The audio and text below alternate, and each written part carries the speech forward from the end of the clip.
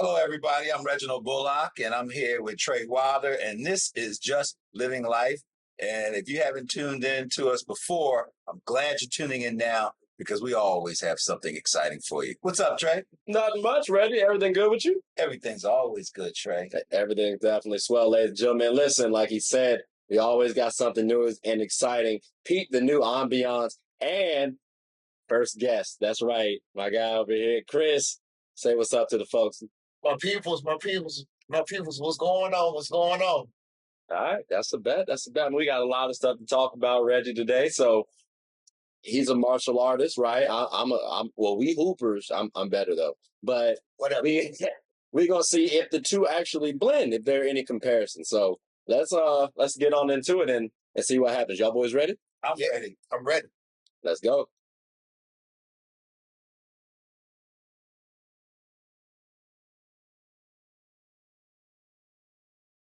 All right. So look, fellas, we've been watching some sports, right? You know what I'm saying? We've watching little hoops, some other sports, right? But we've been watching TV too. TV as well. Yes. Wait a minute. You've been watching sports, but you've been watching TV? The sports was on TV. It's on the TV, but it's not TV. We're talking about TV shows. Okay. You know what I'm saying? We're talking about movies even. All right. We talking about movies? We talking about movies? Just a little bit. Just a little bit. Good word. Just a little bit. Just a little bit. Just right? a little bit. But All right. today, though, we got to start it off with this wonderful show called Your Honor. All right, it's on Netflix. If you haven't peeped it, it's definitely a good one, right? I told him to watch it. He told me thank you, and I said, "Nah, brother, I can't take that credit because Reggie told me to watch it." So, I mean, I felt like we got to talk about it at some point in time because we all love the show. But more importantly, I think it actually correlates to the NBA, maybe in sports in general. But let's talk about it, shall we? So, Reggie, you mentioned this one about the judge, right? Like running every day. Running is important. Running right? is important. As a martial artist, why is running important to you specifically? Running is a cardio. It's also a discipline. And for the judge, it was something that he was able to do all of the time, and it increases that dopamine. When you're doing something every day, all the time, your body gets used to it. You start craving it and you get good at it, right? And you start building up those muscles and your body starts to just find that zone. Now, not everybody runs and not everybody's body is built to run. But for the purpose of the movie, that judge was built to run. Bruce Lee, he would get out there and run 5 miles every day just because.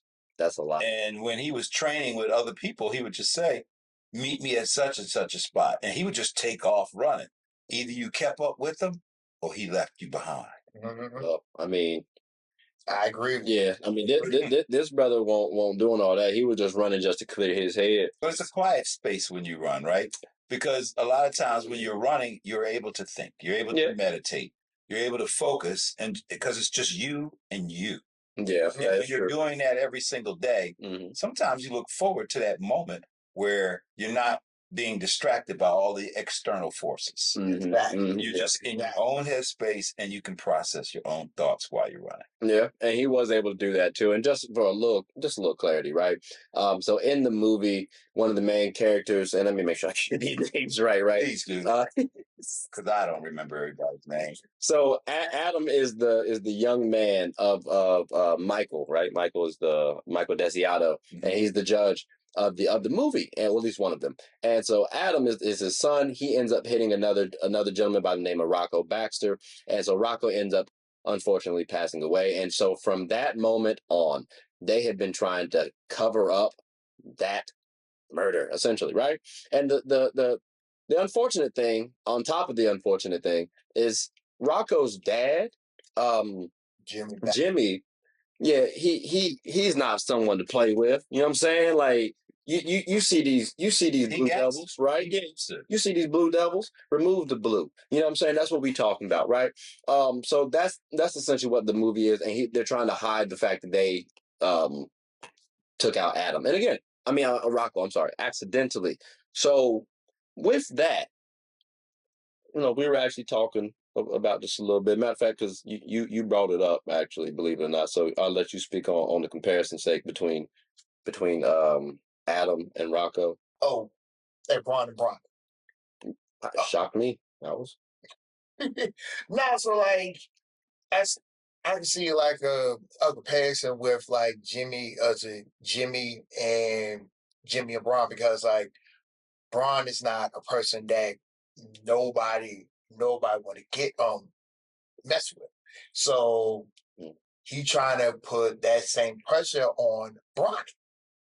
Now, is Bronny and Jimmy Son are they the same like type of people? Absolutely not. But but but the people are trying to hype up Bronny. So I can see like a small like a comparison into it, but what says you? so. I mean, I'm gonna take a quick little pause, right? Because we do have a guest on the show. Normally, I'd respond, but we got to make sure you get your talking time in. He do like to talk to us, ladies and gentlemen. Don't let him fool you. It's three of us here. I'm Sharon. But no, so what's your what excuse me? What's your thoughts on the comparison essentially between LeBron James and Bronny to correct me if I'm wrong, you were talking about the Baxter family, right? Yeah. So the Baxter family and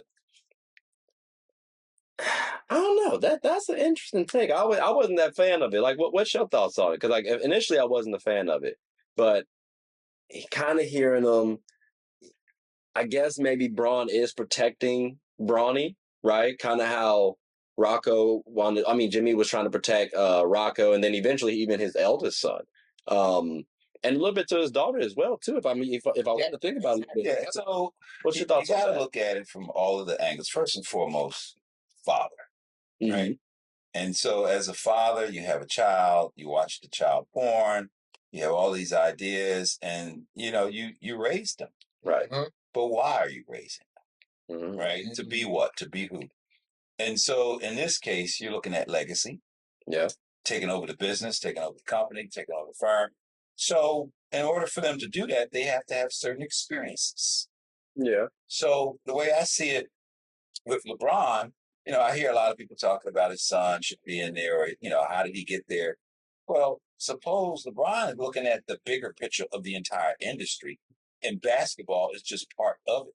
There's the news media, there's the banking piece to it, there's the real estate side of it. There may be some international elements associated with it. Yeah. And there may be some other products, additional entertainment like movie acting, exactly. Stuff like that. Yeah. But in order for him to walk that journey, similar to understanding what his father walked, playing in the basketball league is just a small portion of that, right? To be able to truly appreciate the bigness later on.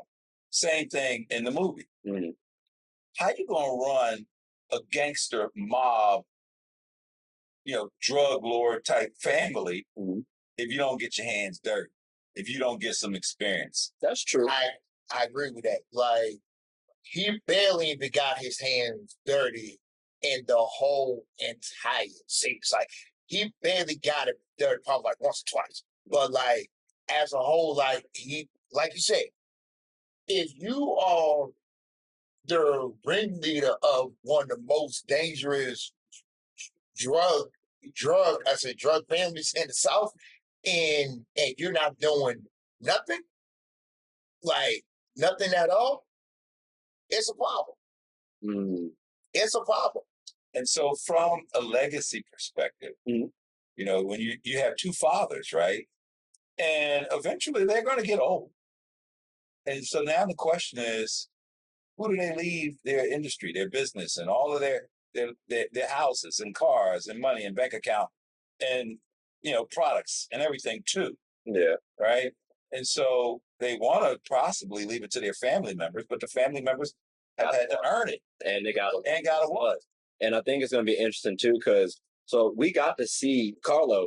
We got to see him actually mature a little bit. So granted, he still made mistakes, but we got to see that maturity. Yeah. And I think for like the next season, all right, well, we get to see an additional maturity. Like we see constant character development amongst all people. Like, for example, Kane on Power. Yeah. He's grown immensely for 3-4 seasons. So maybe we could see a similar thing with Carlo, and that ties in with Bronny as well. I think that brother is the one that maybe is being protected, right? Because he did something stupid, got caught up, supposed to be for the family.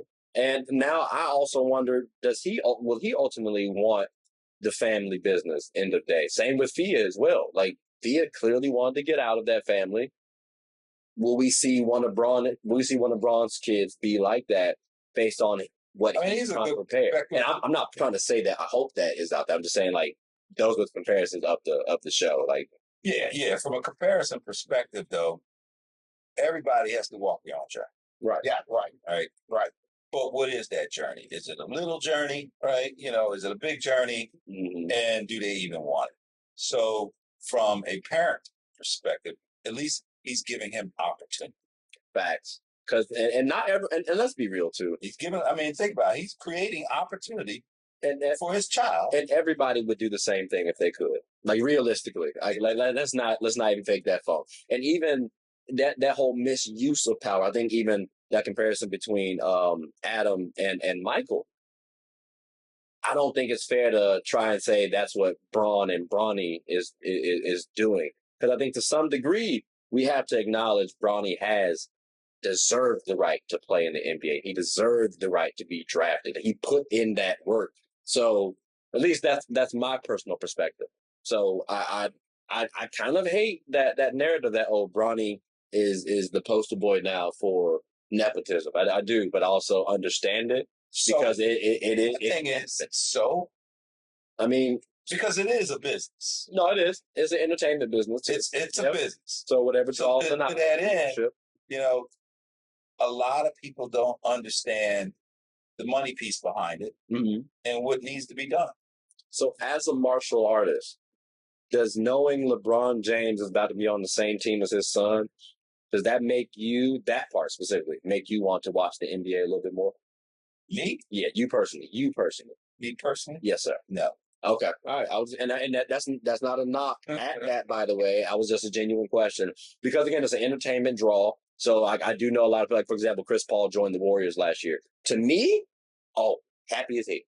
But to somebody else, he might not. But with me, I'm more focused on my 1,404. Yeah, I get that. But I was just asking because again, it's a significant thing. I'm not giving that many minutes up to the NBA like that because they don't give me those minutes. That's fair. I mean, we definitely got he actually got more tick than I did in terms of NBA. We'll talk about that another day because the buzzer did unfortunately go. I'm proud of them. I'm happy for them.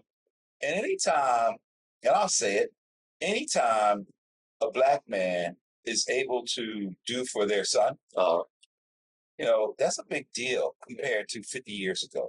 Yeah. Compared to 100 years ago, when the system and industries deliberately prevented you from doing that, right? Yep. And blocked those types of things from happening. So behind the scenes, none of us know how much LeBron James have had to fight and argue and negotiate and go to bat and do things just to get to his son to where he's at. We see on the surface the outcome. Mm-hmm. But we don't see everything that he had to go through as a father, and maybe some sacrifices he had to make. All parents make sacrifices for their children. And so, to the point about the movie, all parents make sacrifices for their children. The judge went to jail for his son. Yeah, that is true. That is true. Now, once but twice. And the bastard, he took an L for his son. And so the thing is, with LeBron, especially when it comes to being a parent, no parent has the requirement to tell the world everything they did for their child from a sacrifice perspective. Now I get it. We want to know. But LeBron be like, look, I'm going to take care of my son however I choose to take care of my son. You can call it nepotism. You can call it whatever you want to. I call it being a father. That's fair. So therefore, out of all the titles that you're saying, or all of the stuff you throw, all the shade you at the end of the day, when I wake up and go to sleep at night, I'm being a father. And so I would flip the script and say, all right, for everybody that's saying shade, how good a father are you? Yeah, no, that's real. Like I said, I'm not the biggest fan of the shade that's been thrown at Bronny. But unfortunately, ladies and gentlemen, that is the time for the quarter. It actually ended. It actually ended like a minute ago, literally a minute ago. But he kept talking. I told you I love to talk. But what we're gonna do is take a quick hiatus, pay some bills, come right back. You know what I'm saying? And then we got more stuff to talk about. So we'll be right back.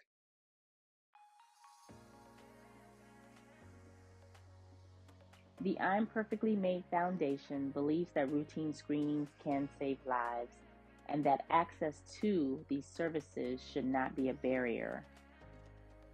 Our mission is to promote eye health education, free eye exams, free eye screenings, and free glasses to our communities with the focus of highlighting early detection. The I'm Perfectly Made Foundation also gives individuals with low vision and blindness the opportunities to be a part of certain community events regardless of visual impairments. All right, ladies and gentlemen, we back. So, Guinness, we've been talking a little sports. Look, martial arts, though, is sports as well. I don't know if y'all know that, ladies and gentlemen, but got to talk about movies as well, because martial arts do have some wonderful movies. Some Kung Fu movies is pretty good. Reggie, since you're a martial artist, we did say fourth degree, right? We said fourth degree as bro man, you know what I'm saying? Or fourth degree, I'm sorry. Fourth degree, you know what I'm saying? What's your favorite? Just go. What's your favorite Kung Fu martial art movies? You got to say movies, pluralize. So, Kung Fu is China, right? Taekwondo is Korean, and karate, a lot of people associate with Japan. So, but martial arts is the overarching term that everybody's familiar with. But I wanted to make those distinctions. Don't say Kung Fu. It means China. But Enter the Dragon, Bruce Lee, by far one of my favorites. Of course, with the nunchuck scene, which is why the nunchucks is my favorite weapon of choice. Okay. Fist of Fury, Chinese Connection, Five Fingers of Death.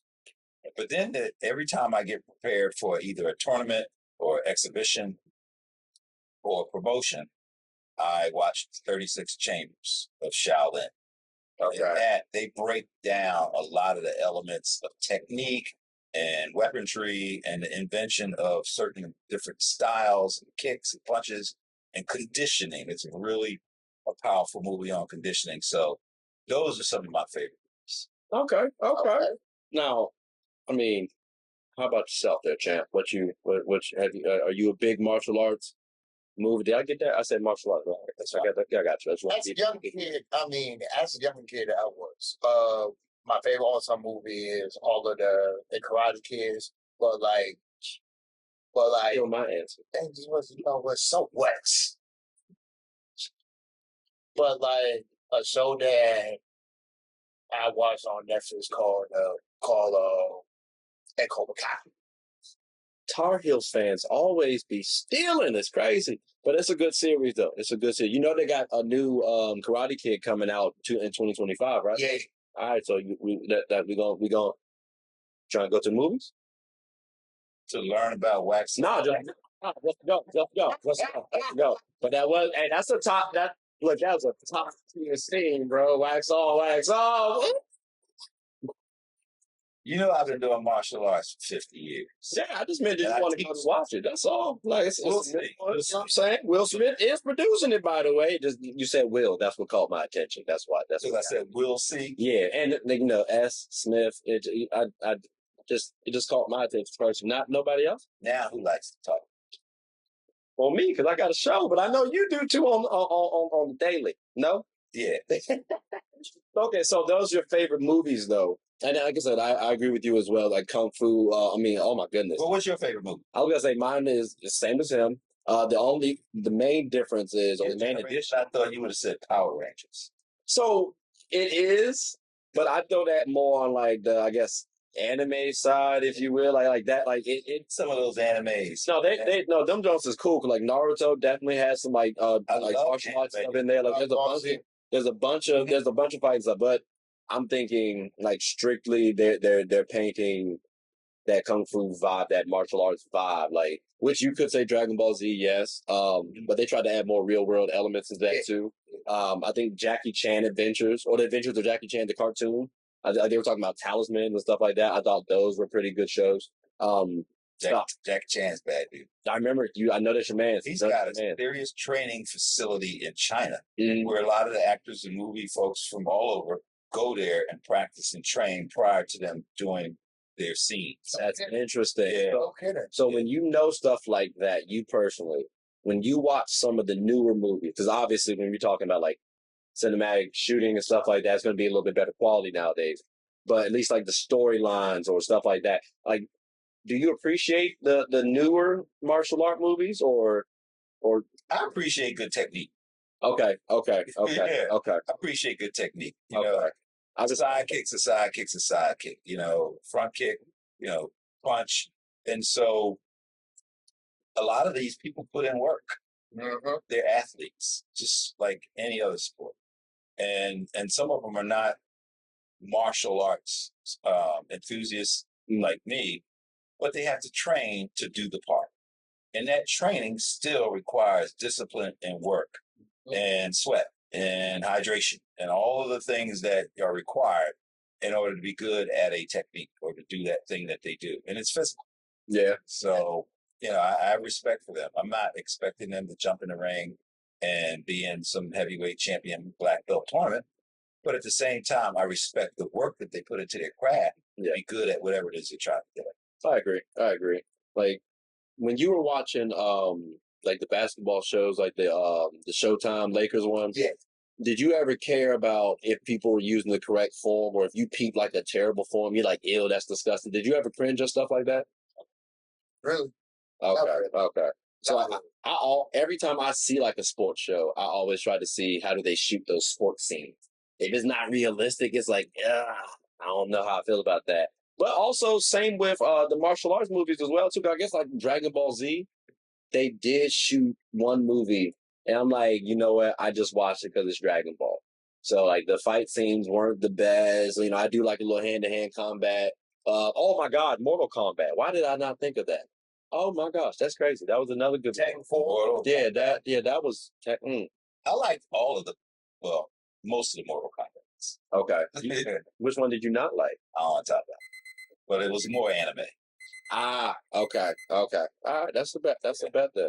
I mean, I did have about 3 more questions personally, but in terms of basketball and martial arts. I mean, in just terms of list, it was going to be basketball and martial arts related, but the buzzer had just gone off. Unfortunately, we try to keep this on a regulated schedule.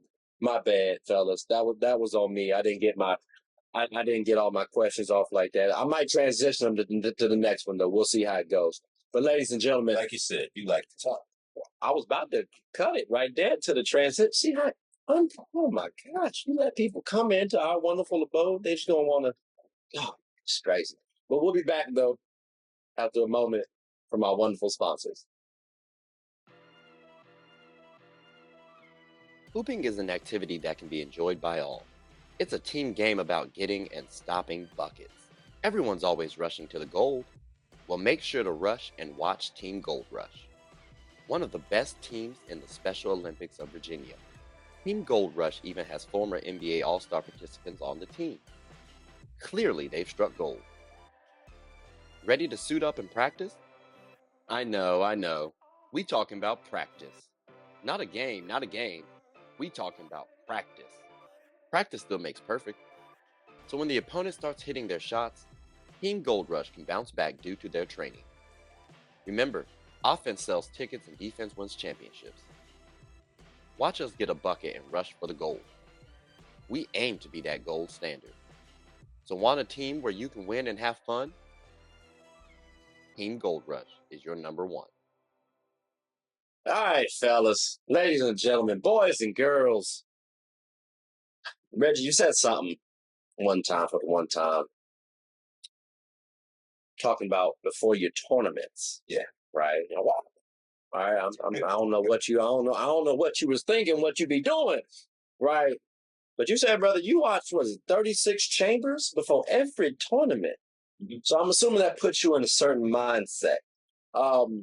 Get us hip real quick to what mindset do you get into? And the reason why I ask is because as more so basketball fans, I do have a black belt. I just want to say that. Don't ask me to do no moves. But I would like to know what's your preparation to go into a tournament, because from our vantage point, at least in basketball, it's a specific mindset you got to go into, especially if you're talking about playoffs versus a basketball game. But what's your mindset like typically going into a match? All right, so there's multiple type of layers for questions, but the last one I'll deal with that one. Yeah. My mindset is it is a competition,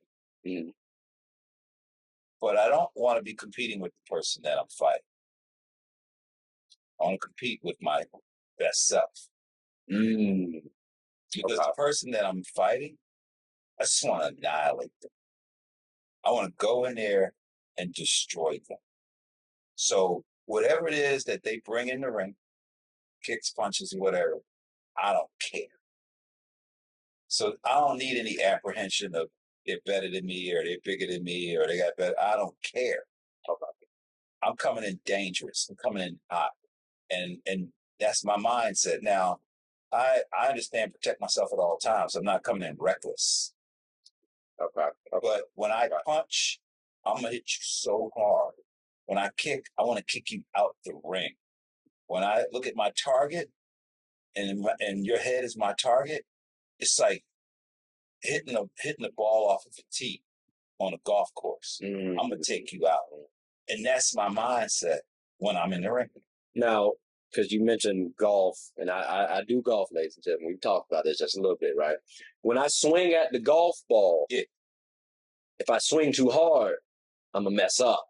So just to be clear, if I put, is there the same thing about too much focus in martial arts? Because again, so if you swing too hard, you're gonna mess up. Tiger Woods wouldn't say that because he's got a lot more experience than you, have done a lot more swings, but that's an amateur mindset. I don't get in the ring as an amateur mindset. Okay. But you just said if I swing too hard, I'll mess up. No. Now, I've kicked, I don't know, hundreds of thousands of times. Maybe you haven't swung a golf club hundreds of thousands of times. Well, no, I have, because you gotta, if you're swinging at the golf ball, you're actually going to mess up as opposed to swinging through. So that's what I'm saying. If I'm trying my best to hit the ball as hard as I can, I'm not going to work on technique. That's too much thinking. I am the weapon. I'm not thinking about how to kick. I'm not thinking about how to punch. So a secondary nature to you. I am the weapon. It's just I'm in a whole different zone. So I'm not thinking about I'm kicking too hard or kicking. None of that is even a thought. I'm just looking at my target, and I'm about to eliminate it. Oh, period. Okay. So it's not a how hard or how soft or over kicking or whatever. No, I done that for the past 30 years, 40 years. That's no longer in my system to think about. Okay. It's like punching. I don't have to think about how to make the proper punch. Right. Or how to connect properly. So it's just secondary nature to you when you go free. But I'm saying you're not overanalyzing, you're not overthinking stuff. You're just making simple reads. I'm not trying to I'm just trying to make it a little high level just to explain it properly. But you know what you're going to do. You're confident about it. So it's easier to do stuff in the ring for you because it's counter my opponent and annihilate. Okay. I mean that's very like basketball. Keep it a buck with you. I mean, because I'm a Duke fan. Y'all know good stock, right? And this is the Fart Heels over here. But we have like a love-hate rivalry going on where Duke and UNC always clash. So I think it's a similar style. Like personally, brother, if we could, I'd love to annihilate y'all every single game we could. You know, so I do get that. But I mean, I don't know what's your thoughts? Technically, we are the better blue than that blue. Just saying. Final four, whatever. Respectfully, I agree with that. We won beat y'all every single time. It's the same thing. Like y'all won and beat us and beat us. Like we've been around for so long that those would be the two premier powers that will probably want to be fighting all the way until the end. Yeah. Do you think though that we come in as like dangerous? Because he says he comes in dangerous though. Like I personally would love my players to come in dangerous every time. I don't think we do though. Do you think your boys? And honestly, like, it piggyback on that part too. Like, I'm a Miami Hurricane fan too. So, like, when we play at Florida State, we hate them. And some of the players or fighters, they don't know the rivalry or the history like that. Same thing with Carolina. I said Carolina do. Sometimes, like, we're the hunters and y'all the hunted. Vice versa. Y'all could be the hunters and we could be the hunted. So like it literally just like that. Yeah. It's literally just but I'm never pray. I'm always a predator. Okay. And so when I step in the ring, I don't even have pray in my mind. Can't someone view you though as prey too? Like, okay, like that's my goal. Because you could be talking. They can view you as that, but I'm not. You're not that. I'm not in their head. Okay. So how would I know, and why would I care? I get that. It's just like when my Red Sox beat your Yankees. You know what I'm saying? Y'all, like, we got y'all. Y'all didn't. We ain't got hit. We good. Do you think LeBron James thinks about every shot that he takes, or does he just shoot because that's what he's done? I think he does. I think he does actually shoot. I think both shots. I think he does. Personally. Now again, not every single jump shot. Think about his fingers and all of this other stuff and all the techniques and all of that? I mean, does he process all those different things, or is it just second nature? I think he's processing it personally. Like again, there's second nature. Like his shooting mechanics can be second nature, right? But like he still got to make sure. Okay, well, am I on balance? Is this the right shot? Other stuff. That's also what I'm saying. I think he is. But that's just like I got to deal with my opponent, right? But it would be hard. Like it would be hard for me to think Steph Curry doesn't process his shot as well. Like not every single aspect of the shot. But like certain things you have to, because it's part of the skill. Like I know if I have my hand placement right here, all right, when I come up, follow through, oh, it's good. You know what I'm saying? Like I have that skill aspect to rely on. But I'm not saying, okay, well, this pinky comes off at this point. Like not like that. But he does, yeah. So that's why. But okay, all right. So you're coming in dangerous. We want our players to come in dangerous. That'd be a little nice. Side note: what if they came in soft? And honestly, well, I mean, that's a perfect question for a light blue team. Nervous and apprehensive. Well, I mean, the soft blue team should speak to this. They're right? gonna lose. They're gonna lose. You come in there soft, nervous, and apprehensive before the buzzer or bell or the whistle even start. You shouldn't even be in there. Facts. I've seen that happen in the ring where I'm like, that person's about to get hurt. They shouldn't be in there. This is a fight. No. And they're not bringing their fight with them. No, in fighting, right? Because we talking about dangerous. So I got to ask before we close. Is there a deadliest form of martial arts? I looked it up, but I don't know, one, how to pronounce it, and then two. So, I don't want to say or label any form of martial arts as the deadliest. Okay. Because even that style that you mentioned, first of all, that style is not 2,000 years old. So it's a baby. So therefore, how can it be the deadliest, right? Because the foundation of martial arts, is where a lot of this stuff comes from. And so that's a whole different discussion. But at the end of the day, you're saying this martial art's better, this martial art's better, this martial art. If I can punch through a concrete slab and your skull is softer than a concrete slab and I hit you, all right, it doesn't matter what style it is. The only thing matter is how effective I was. Yeah, no, that's fair. You know what's crazy? Because when I look, it's Krav Maga, right? Go ahead. And so when I was looking it up, I was like, because it didn't make no sense. I didn't know what it was. but it's an accumulation of other, I guess, martial arts styles. And it made me think of, well, you just said something there. If I hit you with this one punch and knock you out, that's effective. So when we're thinking about the old school game, first, all this new age stuff, like all these crossovers, all these deep threes, they weren't doing that back then, but they were effective though. So it's like, when we view people as dangerous or the deadliest or the whatever the case may be, or this is the best style because we're looking at today's styles.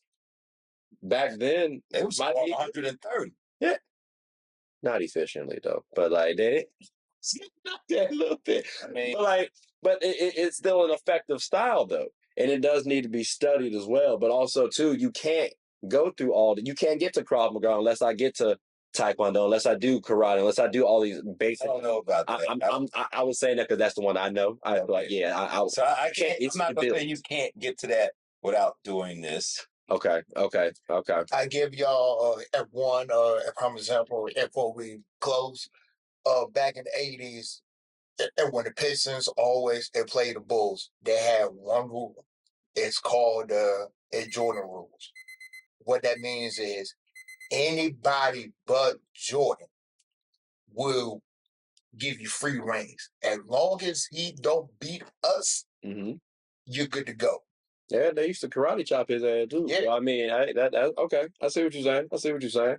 Well, unfortunately, fellas, we got to karate chop this quarter a little short. You know what I'm saying? Karate chop as in Japanese. I mean, martial arts chop didn't sound that good, so. I understand. What we gonna do is take a quick hiatus, pay some bills, come right back. Kung Fu. What did he say? Yeah, that's Chinese. So we'll be right back after a moment from my sponsor. Sports is one of the few things that genuinely connects us together.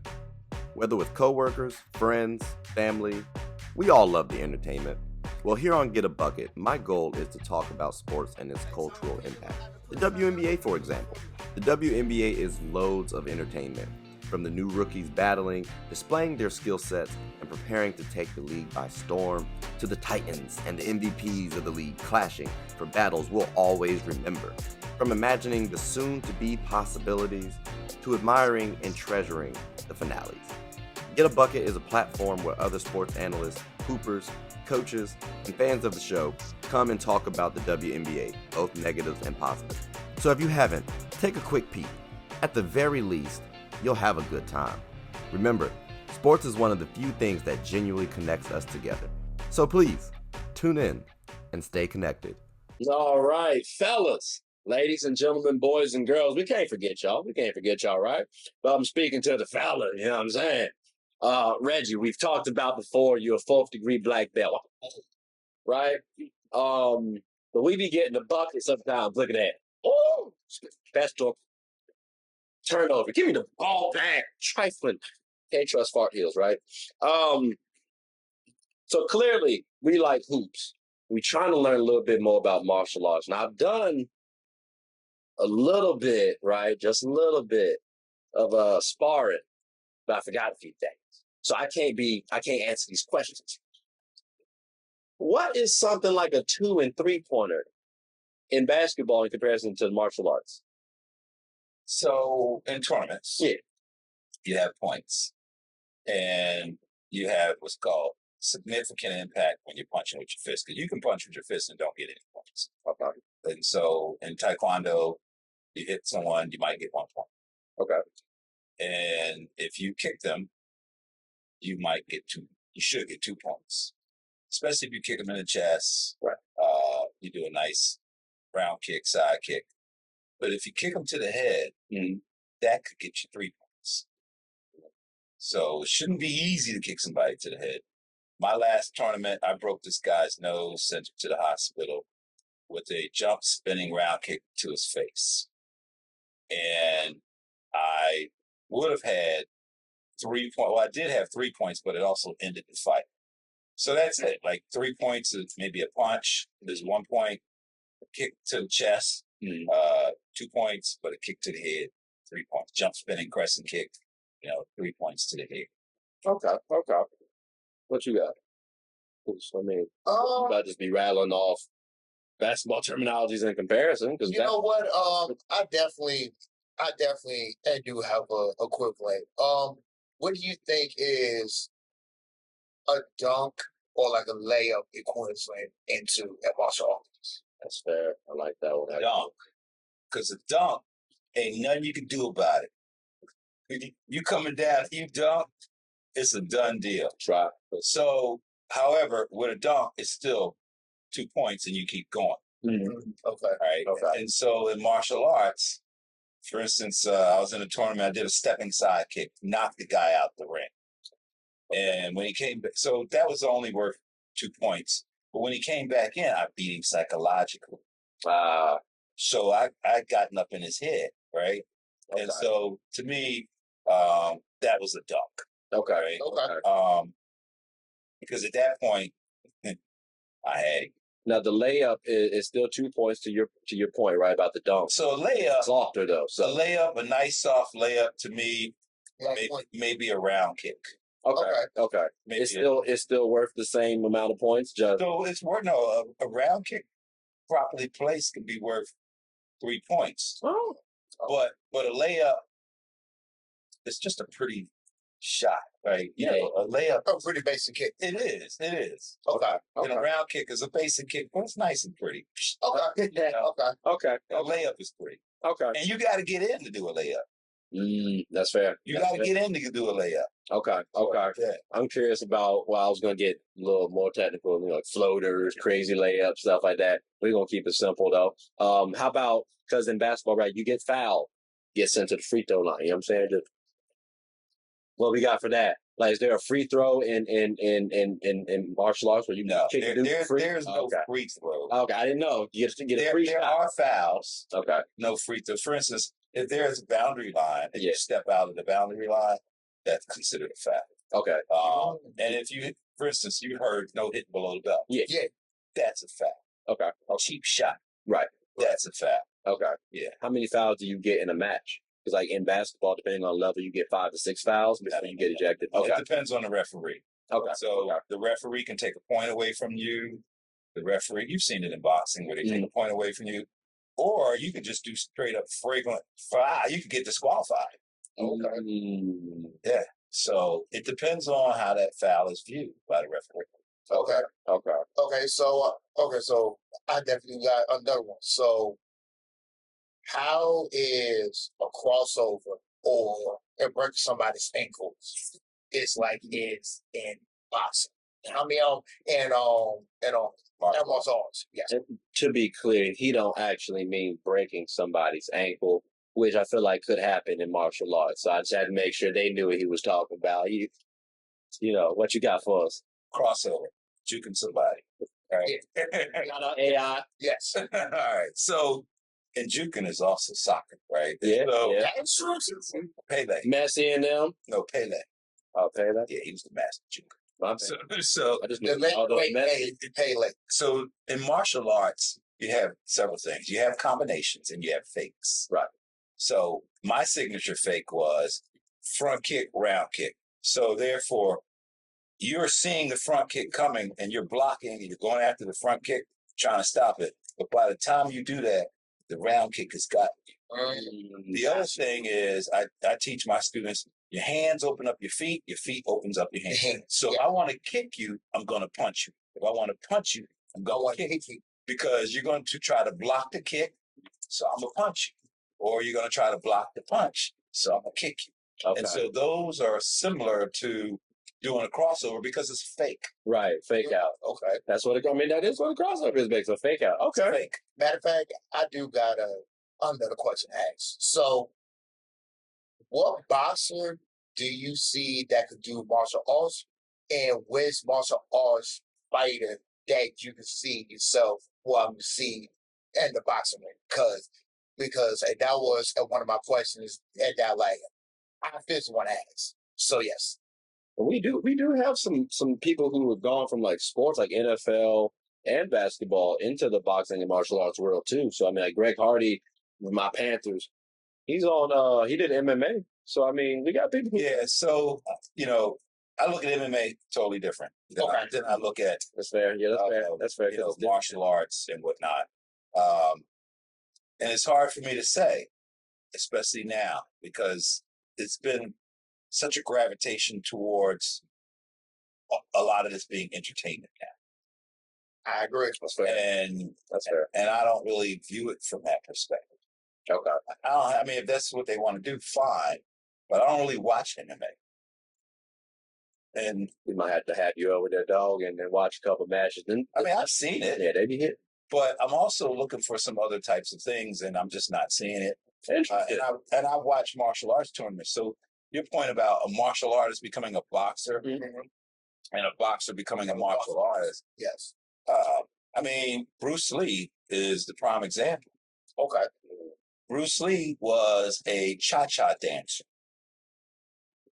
Bruce Lee was the grand champion of China as a dancer. And then because of bullying, he learned boxing.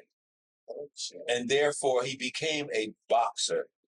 And he became a martial artist. And so he started boxing. Oh, dope. And then later he learned Chinese boxing. And he got so fascinated with the science of that then he started learning more about different arts and styles to the point he created his own Jeet Kune Do, which incorporated a lot of the other different types of martial arts. So when you talk about the ebb and flow between boxing and martial arts, I think about Bruce Lee and how he understood the science of it, and he put the discipline in to work on the various techniques to be good at both. So that's why I said, some things, I don't really pay that much attention to it because I'm looking at it from that standard. Yeah. And not to say that it's not out there now, but I'm busy. I have my 1,440 minutes is spent doing Reggie. I'm not out here trying to follow the world and what they're doing. Yeah. I'm living. I'm just living life. I was going to say, I would like to see, because again, right, think a nice little MMA match. Maybe we pick a night, get some steaks on the grill, something like that. Make a moment out of it to watch it, but also to see through your lens, a martial artist lens, what some professionals are doing that's considered wrong in your eyes. Because I think that'd be a nice way to at least critique the MMA, not necessarily from to be negative, but to say, okay, well, this is what you mean by what you think is. I've seen MMA fights and I've watched techniques. I've seen good techniques. I've seen brawling techniques, and I've seen what I consider gladiator type stuff. I'm not that gladiator type person. But I've seen people, I'm like, whoa, that was a good round kick. That was a good side kick. That was good technique. And I've watched their body and how they, able to summon all of their energy from their feet to, punch. So I've seen that. So yeah, I mean, I don't mind looking at what you and giving you my lens. Okay. But I don't follow it enough to tell you, who they are. Right. Yeah. Okay. I want to know. I'm very curious about, because one of my favorite fighters right now is Israel Adesanya. So I'm very curious what your thoughts are about him, because he likes I think he likes that martial arts culture as well. Which, I mean, you got to some degree in order to be an MMA. Personally, I think you got to love that to some degree. But I definitely want to know your thoughts about him, because I've heard mixed reviews. A lot of people do like him for what I know, but like that, I'm just curious about that. I mean, I would need to study his technique. Yeah. Because for me, what's the value? Okay. There's a lot of value in studying Bruce Lee. There's a lot of value in studying Jackie Chan. Even Jet Li, right? There are some greats out there who put so much energy, time, and effort into mastering the craft. Yeah. And, so the point is, and there are a lot of folks out there, right? Okay. And so when you just start randomly saying folks in needs, I'm thinking, all right, fine, but what's their contribution to the body of martial arts that is so much of value that I need to study them and learn from them that I don't already know? Okay. I don't know that answer for you. I'm gonna have to try to do a little due diligence, a little more research. I can get and that. What's the other guy? Michael Jal, brother. I mean, his technique, I see him do techniques. I'm like, I want to be like that. So there are certain martial artists that when I see them and I study their technique, what I also want to know is what's their training regiment. Right. Because what you see on camera or what you see in, live, that's just for a moment. Fact.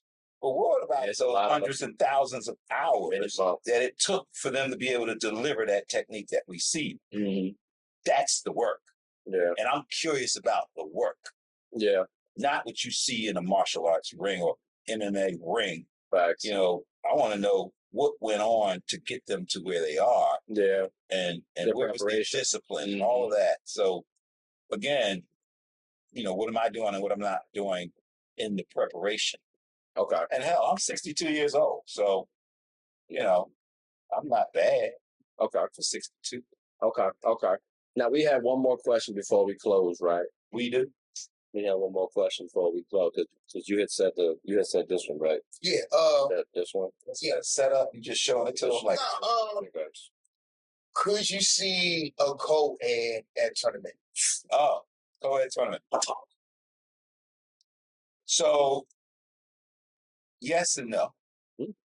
There are men out there that would love to fight women. And there's a lot of women that would love to fight the men. Yes. Okay. And so to that end, it does happen. I fought women, right? Not in a tournament, but in training. Right. And there are women out there that will annihilate men. Mm-hmm. They will go up one side and down the other. But in order to standardize it, and because right now we have all these categories. Yeah. So in order to mix these categories, all right, where's the volume in that, right? Are we looking at 100 women and 100 men? Because there are body differences, right? And the sports industry is going through that now, right? Yes. You have someone who is claiming the female gender, but they have all of these male physiological elements about them, and they're out there competing as a woman, but they have a man's body. And they're winning and winning and winning and winning and annihilating the women. And so this is something that industry really would need to grapple around to do the analysis. But for me, there are probably some women that can get in the ring with me and tear me up, right? But if you were to look at the average woman, we're just not built the same, right? So, it's hard to just say a hard yes or a hard no. Right.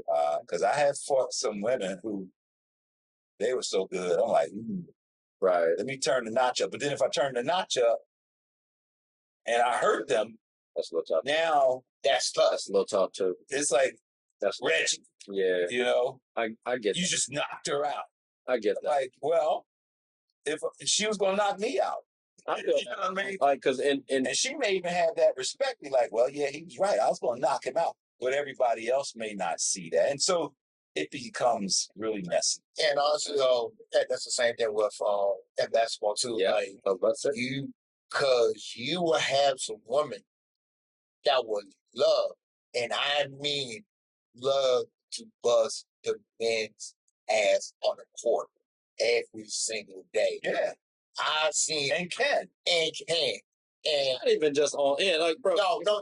From professionals all the way down to kids. That is the case. Like, oh my God, as kids, it's worse. And too. so, adults, I say, at kids, yes, absolutely, yes. Yeah, but like adults, pros, amateurs, whatever the case may be, you can see some woman that can literally give a brother some boogie.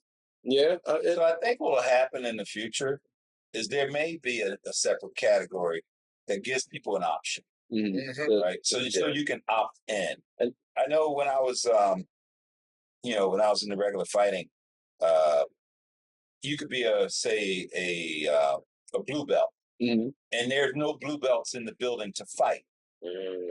So you can opt into the higher belt. Okay. Right? Because there's nobody at your level to fight. Okay. if you opt down though, like that, you can't. There's no such thing as opt down. They're competing. That'd be like, I'm a black belt, 4th degree. I want to fight the brown belts. No, because I'm thinking in special case. So so you just have no one to fight in for that tournament. It's a walk. Oh, as a black belt? No, I mean, like, so if I come in as a blue belt, there are no blue belts, and I don't want to opt to fight up in a higher class. Yeah. Then I just you get a good sportsmanship. Here you go, little fella. Okay. But back to the One Piece, there may be a separate category that folks can opt in to because that's what they want to do. And you must compete. So they wanted to be in your category. Everybody in the category don't want them. So 10 people don't get a choice, but these 2 people get a choice. I think in the future, there'll be something like the consensus of everybody can choose to be in a particular category to opt in. So you know what you're getting into, right? Okay. You know that you're competing against somebody, for instance, steroids. Yeah. Right? So that plays a part in all sports. Yeah, but it's still an enhancement of the body. Mm-hmm. So now we have all of this gender stuff going on. Let's say which is similar in the sense that, all right, their body is still larger. I don't want to say the word superior, but larger and have more capability, as if they're on steroids. But it's okay because they're not on steroids. Well, yeah, no, you get people. But if that person is winning every single thing hands down, because technically they're a man. Mm-hmm. But they're not on steroids. Well, none of the women are winning. So now, do these women get a choice, right, of whether or not they even want to have this person competing against them? They don't have a choice right now. That's true. Yeah, no, that's true. It's an imposition, and I think that in the future, some of those things will be a lot more thought through. But for now, it's messy. Yeah, I mean, it's a little messy on the basketball side too. I know people have talked about should you make like a transgender league or whatever the case may be? Because I know if transgenders entered the WNBA, like people have spoke out against that, and I get both sides too. So and it's very tricky. It's very political. You gotta So I mean, hopefully they can figure it out sooner rather than later. But no, I mean this was a good conversation though, fellas. I greatly appreciate this one. Buzzer went off, unfortunately. It's all right. You know what I'm saying? That happens. Yeah. All right, fellas. Well, hey, listen, look. This was good conversation, right? I greatly appreciate this one. I mean, I guess you are guest on our show, Chris. We appreciate you for coming on, right?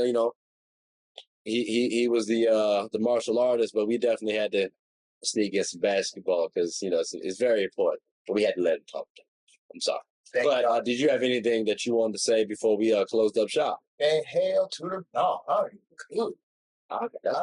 good. That's a bet. Well, look, it was y'all first time meeting, so I hope y'all enjoyed it. Right? It was a pleasure meeting you, Chris. Thank you. Hey, my pleasure. Pleasure being in your studio environment. You know what I'm saying? It's about time. You good with him coming back on too? Because I know he'd be a little wild sometimes, but I mean, he usually good. He usually straight. He usually cool. Per usual. It sounds like he ain't got no complaints with you coming back. He did not say no. So we'll expect you on the show at some point in time. Reggie, did you have anything you wanted to say before we closed up shop? I want to say that it's an interesting idea that you came up with to juxtapose basketball and martial arts from a perspective of, how is it similar? How is it different? And how to present to the audience some perspectives that they might not have thought about. And I might not have even thought about until we were talking about it. So I thought it was unique since a lot of people are into basketball and a lot of people are into martial arts. But to be able to bring them together and see what some of the similarities are, especially when you talk about dunking and layups and the crossovers, I had to give that some thought. Yeah, and the point structure. Yeah. Well, I'm glad because I did both growing up. I stuck with hoops, but I definitely be thinking about Taekwondo occasionally. Don't ask me to fight, but I will say I think about sometimes like a couple of forms, a couple of techniques. So, but I'm glad y'all enjoyed it. At least you two. I hope y'all comment and let us know what you thought. But hey, I mean that looks like it's about done. So I'm Trey. I'm Reggie B. And we are on Just Living Life. Again, that's Chris, our guy. So you'll see him again at some point in time. But hope you all having a good one. Take care.